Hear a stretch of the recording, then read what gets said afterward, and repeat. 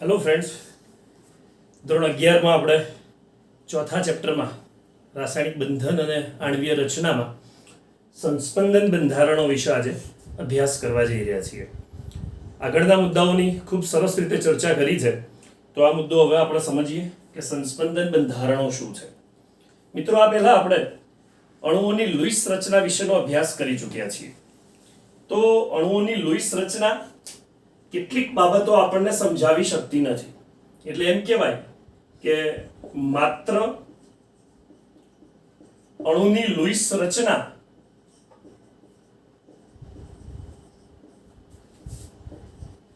પ્રાયોગિક રીતે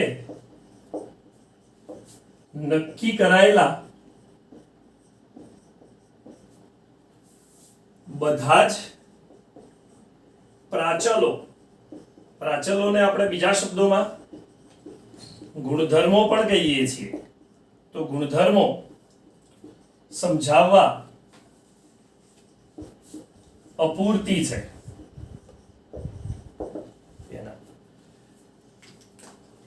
લુઈસ રચના એ પ્રાયોગિક રીતે નક્કી કરાયેલા બધા જ ગુણધર્મો, બધા જ પ્રાચલો સમજાવવા માટે અપૂરતી છે. એક ઉદાહરણથી સમજીએ કે કોઈ પણ અણુ છે તો એના પ્રાયોગિક રીતે નક્કી કરાયેલા બધા જ ગુણધર્મો માત્ર લુઈસ રચનાથી સમજાવી શકાતા નથી. દાખલા તરીકે ઓઝોન અણુ છે.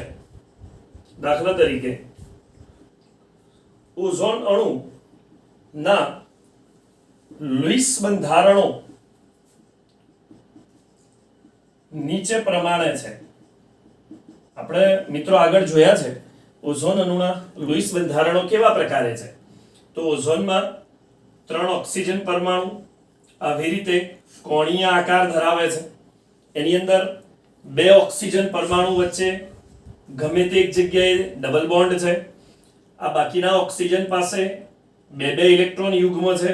વચ્ચેના ઓક્સિજન પાસે 1 ઇલેક્ટ્રોન યુગ્મ છે. આ ઓક્સિજન વચ્ચે એક બંધ છે. આ બાજુના આ ઓક્સિજન પાસે 3 અબંધકારક ઇલેક્ટ્રોન યુગ્મ છે. આ વચ્ચેનો ઓક્સિજન ધનવીજ ભારિત છે.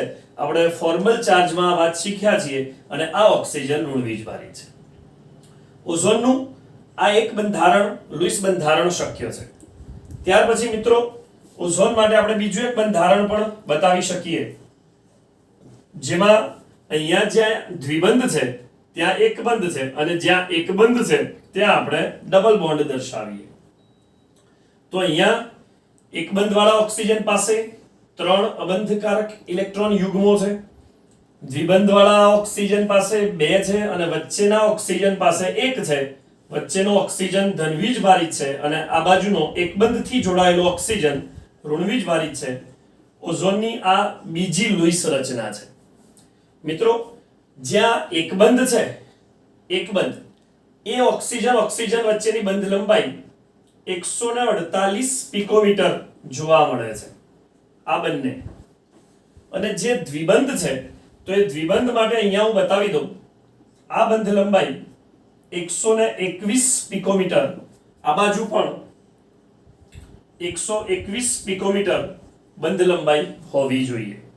એટલે આ બંને બંધારણમાં, અહીંયા હું બાજુમાં લખતો જાઉં કે આ બંને બંધારણમાં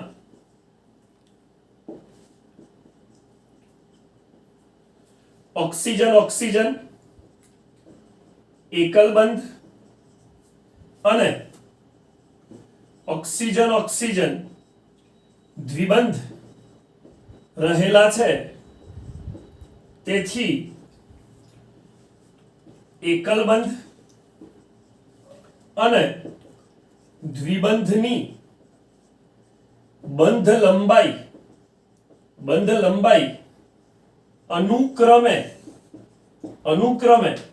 148 પિકોમીટર અને 121 પિકોમીટર હોવી જોઈએ. શું કહે છે મિત્રો કે બંધ લંબાઈ જ્યાં એક બંધ છે ત્યાં 148 પિકોમીટર અને જ્યાં દ્વિબંધ છે ત્યાં 121 પિકોમીટર હોવી જોઈએ. આપણે લોકો જાણીએ છીએ કે એક બંધ એક જ બંધ છે, મતલબ પરમાણુઓ એકબીજા વચ્ચે આકર્ષણ ઓછું છે એટલે એકબીજાથી દૂર છે. જ્યારે દ્વિબંધ છે તો પરમાણુ એકબીજાની વધારે નજીક છે. નજીક છે બે બંધના કારણે તો બંધ લંબાઈ ઓછી હશે, એટલે દ્વિબંધની બંધ લંબાઈ 121 પિકોમીટર, અને જ્યાં ઓક્સિજન સિંગલ બોન્ડ છે, એક બંધ છે, એ બંધ લંબાઈ 148 પિકોમીટર હોવી જોઈએ. પણ હવે આપણે ચેક કરીશું પ્રાયોગિક મૂલ્યની. તો યાદ રાખજો કે ઓઝોનના અણુમાં દરેક ઓક્સિજન બંધ લંબાઈ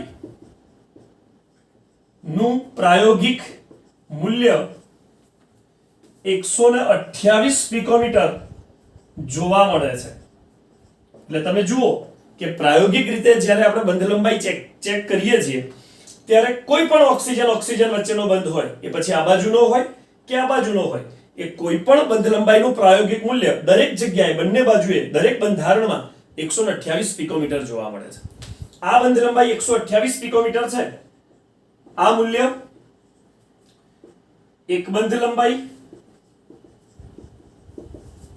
148 પિકોમીટર લખી દઉં, અને દ્વિબંધ લંબાઈ 121 પિકોમીટર ની વચ્ચેનું છે. આ જે 128 પિકોમીટર બંધ લંબાઈનું પ્રાયોગિક મૂલ્ય છે, આ ખાસ યાદ રાખજો, પ્રાયોગિક વેલ્યુ છે. એ એક બંધની બંધ લંબાઈ 148 પિકોમીટર અને દ્વિબંધની બંધ લંબાઈ 121 પિકોમીટરની વચ્ચેનું છે. એટલે 148 પિકોમીટર કરતા ઓછું છે અને 121 પિકોમીટર કરતા વધારે છે. આ મૂલ્ય ઉપરના ઓઝોનના બંધારણ 1 અને બંધારણ 2 વડે સમજાવી શકાતું નથી. એટલે જો ઓઝોનનું સાચું લુઈસ બંધારણ આ પહેલું કહીએ અથવા બીજું કહીએ તો એક પણ બંધારણ વડે એનું પ્રાયોગિક મૂલ્ય જે 128 પિકોમીટર છે એ સમજાવી શકાતું નથી. એટલે પહેલી જ વાત આપણે એ કરી કે માત્ર અણુની લુઈસ રચના એ પ્રાયોગિક રીતે નક્કી કરાયેલા બધા જ પ્રાચલો અથવા ગુણધર્મો સમજાવવા માટે અપૂરતી છે. એટલે માત્ર લુઈસ રચના વડે આ ગુણધર્મને આપણે સરળતાથી સમજાવી શકતા નથી. તો પછી આવા સંજોગોમાં શું કરવું પડે? તો એના માટે હવે વાત એ છે, તેથી ઓઝોન અને બીજા અણુઓ ને વધારે સારી રીતે રજૂ કરવા માટે સંસ્પંદન રેઝોનન્સ નો ખ્યાલ રજૂ કરવામાં આવ્યો. શું કહે છે કે ઓઝોન જેવા અણુઓ, ઓઝોન હોય અથવા એના જેવા બીજા કેટલાક અણુઓ છે, એને વધારે સારી રીતે સમજાવવા, વધારે સારી રીતે એના ગુણધર્મોને રજૂ કરવા માટે એક નવો ખ્યાલ રજૂ કરવામાં આવ્યો અને એ ખ્યાલને સંસ્પંદન ખ્યાલ તરીકે ઓળખવામાં આવે છે. તો મિત્રો આ સંસ્પંદન શું છે, સંસ્પંદન કેમ રજૂ કર્યું એ તો ખબર પડી ગઈ, પણ સંસ્પંદન શું છે તો એના માટે ધ્યાન રાખજો કે જ્યારે અણુને કોઈ એક લુઈસ બંધારણ વડે સમજાવી શકાય નહીં ત્યારે સંસ્પંદનમાં સમાન ઉર્જા કેન્દ્રોનું સમાન સ્થાન, બંધકારક અને અબંધકારક ઇલેક્ટ્રોન યુગ્મો ની સમાન સંખ્યા ના આધારે કેટલાક શક્ય બંધારણો રજૂ કરાય છે. શું કહે છે કે જ્યારે કોઈ પણ અણુ છે એને માત્ર એક લુઈસ બંધારણ વડે સમજાવી શકાતો નથી, ત્યારે એવા સંજોગોમાં સંસ્પંદન ખ્યાલમાં શું વિચારવામાં આવે છે? તો સમાન ઉર્જા, કેન્દ્રોનું સમાન સ્થાન, કેન્દ્રો એટલે પરમાણુઓ છે એમનું સરખું સ્થાન હોય, ઉપરાંત એમની પાસે બંધકારક અને અબાંધકારક ઇલેક્ટ્રોન યુગ્મોની સમાન સંખ્યા હોય, એ બધી બાબતો લઈ, દરેક વાતો સરખી લઈ ને કેટલાક જે તે અણુના શક્ય બંધારણો રજૂ કરવામાં આવે છે. પોઝ કરો. શક્ય બંધારણો રજૂ કરાય છે. જુઓ મિત્રો, આપણે શું વાત કરી? તો સમાન ઉર્જા, કેન્દ્રોનું સમાન સ્થાન અને બંધકારક અને અબંધકારક ઇલેક્ટ્રોન યુગ્મોની સમાન સંખ્યા હોય એવા શક્ય બંધારણો રજૂ કરવામાં આવે છે. ત્યાર પછી આગળ વાત લખીએ. આ બંધારણોને તે અણુના